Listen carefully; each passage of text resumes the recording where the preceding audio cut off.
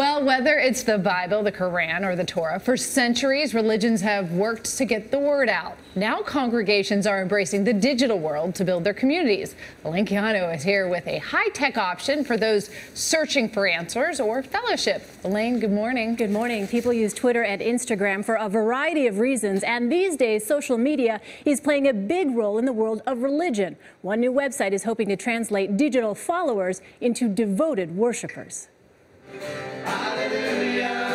When Sean Coughlin was growing up, his Christian faith was always a big part of his life. I played baseball and I went to church. That's really all I did. But after he moved to New York as an adult, he was frustrated with the challenges of finding a congregation on his own. You know, there are dozens of sites to help you find a doctor or a restaurant or a vacation, but no good site that helps you find a place of worship. So he quit his corporate job and started Faith Street, a website directory for religious institutions across the country. Churches create online profiles, and wandering souls can see service times and filter by distance, denomination, and vibe. Coughlin hopes they are then inspired to show up. Strong bias toward, helping people engage with those communities more deeply rather than helping them experience those communities online. But why does that matter to you so much?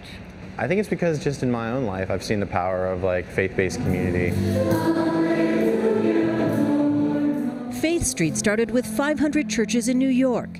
Today, it includes 15,000 congregations across all 50 states, Canada, and Mexico. Churches pay a subscription fee to use a mobile app that allows followers to tithe online. I think technology has always had a really important role to play in the flourishing of faith. Whether it's the printing press, printing the Bible, or whether it's Billy Graham on the radio and on TV. Sometimes there's 10 to 15, sometimes there's 100. Ann Rudig is the Director of Communications for the Episcopal Church. She hopes Faith Street will help the church attract younger followers. People shop for churches online, and if your church can't be Googled, for a lot of folks, it just doesn't exist.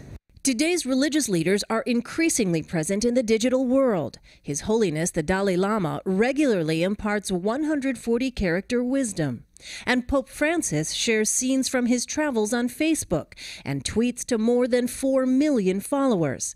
Greg Burke, Senior Communications Advisor to the Vatican, told CBS This Morning, "We think it's a great way to reach people, and especially young people." Religious institutions are always attempting to reinvent themselves. Dr. Joseph Soret is a professor of religion at Columbia University. He says Faith Street is part of a long relationship between ministry and markets. I would imagine that Faith Street would bill itself to churches that might want to purchase a service as providing them with immediate access to any number of folks that may show up in their locale. That would distinguish them from churches that are not online and make them more readily easy. They're plugged in. Just talking to a lot of churches. Coughlin says the goal of Faith Street is to help churches fulfill their missions. This idea that Jesus said to go out into all the world and preach the gospel is huge for us. We want to equip leaders of faith communities to do that in a more powerful way. Coughlin says those new followers could be of any faith. He wants his site to eventually include mosques, temples, and synagogues.